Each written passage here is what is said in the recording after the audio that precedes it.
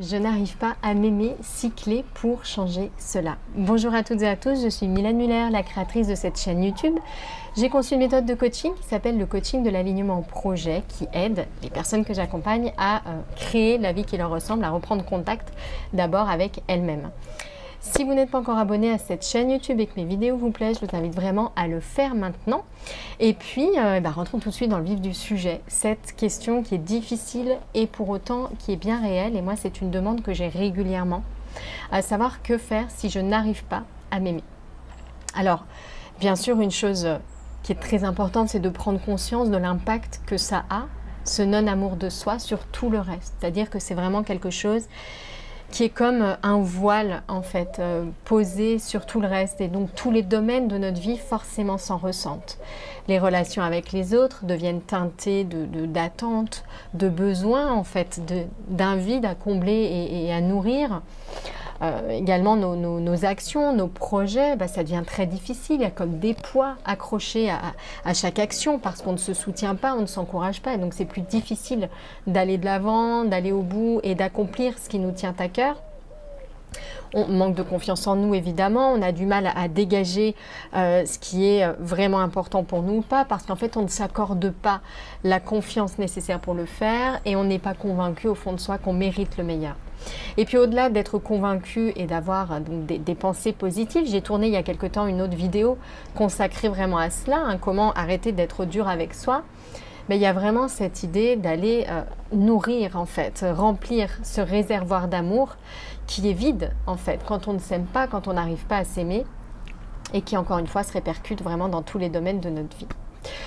Donc j'ai réfléchi et j'ai vraiment le sentiment qu'il y a pour moi 6 pistes qui ressortent, 6 choses à faire, à essayer, 6 exercices, 6 pratiques pour bien réussir pas à pas à renouer ce contact avec soi, changer de regard sur soi et puis nourrir tout cela de cet amour. Alors l'amour, il n'est pas ailleurs qu'en nous, c'est notre nature. L'amour avec d'autres qualités qui sont vraiment liées pour moi à cette nature profonde, comme la confiance, la présence, la gratitude.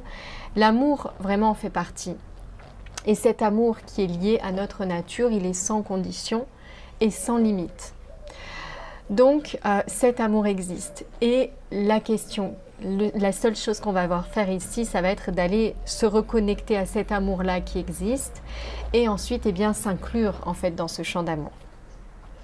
Alors la première pratique que je vous propose, première clé, si vous n'arrivez pas à vous aimer, c'est d'aller cultiver, faire grandir l'amour. Il y a beaucoup de méditations sur l'amour. Donc vous n'arrivez pas à vous aimer, mais il est probable que vous arriviez à ressentir de l'amour pour d'autres choses. Que ce soit simplement vous qui soyez exclus, vous, peut-être d'autres personnes de ce champ d'amour. Donc d'aller méditer sur l'amour. Beaucoup de méditations en ce sens-là, j'en propose notamment à faire grandir l'amour en soi. Et puis une fois que vous avez fait grandir cet amour en soi, petit à petit, de vous amener dans ce champ-là. Vous savez, dans toutes les méditations sur l'amour bienveillant notamment, on nous invite d'abord à choisir un être pour qui c'est facile de ressentir de l'amour, comme un de nos enfants ou un animal domestique, une personne en laquelle on tient beaucoup. Et puis d'imaginer que cette personne souffre pour faire grandir encore plus ce sentiment, vraiment cet élan très très fort qui nous pousse vers elle, notre cœur qui s'ouvre vraiment pour cette personne. Et lorsqu'on est dans cet espace-là, petit à petit, de s'inclure, de s'imaginer soi, de visualiser peut-être qu'on s'ouvre les bras à soi-même, visualiser peut-être que notre chaleur ou notre lumière vient également englober notre personne, notre être, et donc petit à petit utiliser ces méditations-là pour s'inclure à ce champ-là.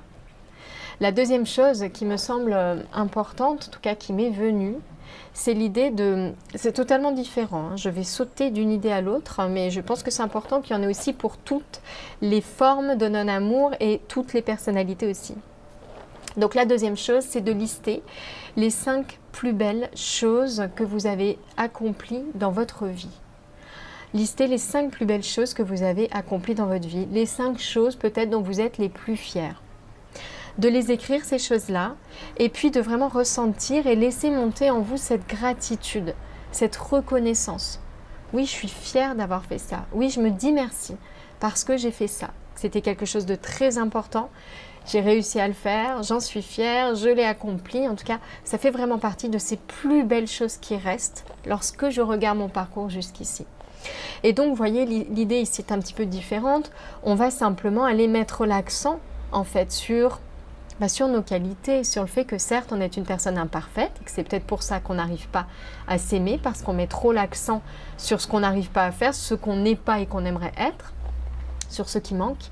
Et là, l'idée est vraiment d'aller plutôt se connecter à ce qu'on a fait de bien, à ces belles choses qu'on a réussi à accomplir. Donc ça, c'est ma deuxième proposition.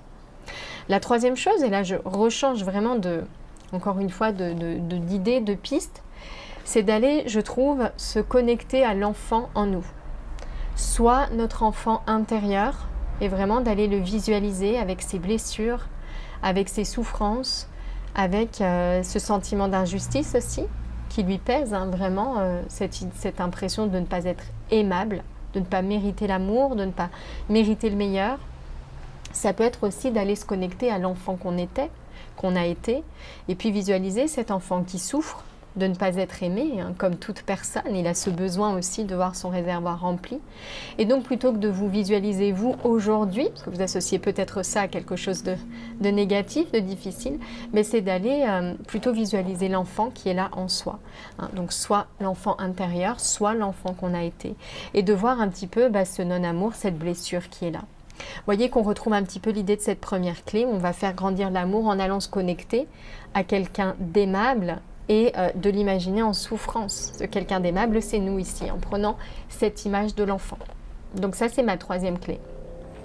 La quatrième clé, qui elle rejoint plutôt ma deuxième idée, c'est l'idée que si vous n'arrivez pas à vous aimer, c'est que probablement vous avez un focus, un regard déséquilibré, c'est-à-dire un filtre qui est difficile, qui est plombant, qui ne vous valorise pas, où vous voyez davantage tout ce que vous échouez à faire, à mettre en place, tous vos défauts, toutes vos difficultés, plutôt que de voir tout le reste. Donc ma proposition ici, c'est de prendre 10 minutes par jour pour revenir sur votre journée et mettre le focus sur tout ce que vous avez fait de bien pendant la journée. Ce que vous avez dit de gentil. Par exemple, vous avez aidé quelqu'un, vous avez fait un compliment, vous avez été une écoute agréable, vous avez rendu service, vous avez mené quelque chose à bien, vous avez fait votre travail avec cœur, avec envie, avec sérieux, vous vous êtes dévoué à quelque chose, à quelqu'un. Eh bien, c'est de faire la liste de ces petits moments-là, et puis encore une fois, de vous connecter à ces parts de vous qui sont belles et qui font partie de vous, bien sûr, au même titre que ces choses imparfaites. Mais donc c'est important d'élargir votre vision, de faire un pas de recul pour voir vraiment tout cet ensemble-là. La cinquième clé que j'ai imaginée, c'est la proposition d'aller demander aux autres, en fait, de vous aider à changer votre regard. Donc par exemple, de demander à des proches de vous partager ce que sont d'après eux vos plus belles qualités ou vos forces par exemple. Donc d'aider les personnes de votre entourage à vous faire un feedback sur vous-même, un feedback du coup qui sera nécessairement plus agréable, surtout si vous leur demandez de vous partager vos qualités. Et puis ça va vous permettre, je pense, petit à petit, encore une fois, d'élargir votre champ de vision et puis de réaliser que vous n'avez pas que des mauvais côtés et que c'est important aussi de valoriser vos bons côtés. Et puis ma sixième clé, celle que j'ai imaginée ici, elle consiste à imaginer que votre meilleur ami viendrait à vous avec cette problématique. Donc imaginez que votre meilleure amie vient à vous et vous dit qu'elle n'arrive pas à s'aimer et qu'elle a besoin d'aide. Qu'est-ce que vous lui conseilleriez? Qu'est-ce que vous lui diriez? J'imagine que vous feriez une liste de ses qualités. J'imagine que vous lui raconteriez pourquoi vous trouvez qu'elle est formidable, pourquoi vous trouvez qu'elle est fantastique. Donc je vous invite à faire ça, à imaginer que c'est votre meilleur ami qui vient à vous avec la même question et puis vous imaginez réconforter cette meilleure amie. Et lorsque vous aurez terminé cela, de transposer ça à votre situation, à vous-même, de traduire ce que vous venez d'écrire à vous, à votre cas, à vous, à votre situation, à vous, pour trouver en vous les solutions pour remplir à nouveau ce réservoir d'amour et encore une fois en finir avec cette injustice qui consiste à s'exclure de son champ d'amour. Encore une fois parce que ça a un impact très très fort en réalité sur tout le reste de votre vie, sur tous les domaines de votre vie. Voilà ce que je souhaitais vous partager dans cette vidéo, mes 6 clés pour réapprendre à vous aimer si vous n'arrivez pas à vous aimer. Si vous souhaitez aller plus loin, sachez que j'anime une conférence très régulièrement qui vient vous aider à reprendre, renouer vraiment ce contact avec vous-même. Donc, on explore notamment l'amour, on explore d'autres piliers également, d'autres clés pour créer petit à petit la vie qui vous ressemble. Je vous laisse vous inscrire à cette conférence si ça résonne en vous. Je vais vous mettre un lien en descriptif. Je vous souhaite une très belle journée. N'oubliez pas de commenter cette vidéo si elle vous a plu. À très bientôt.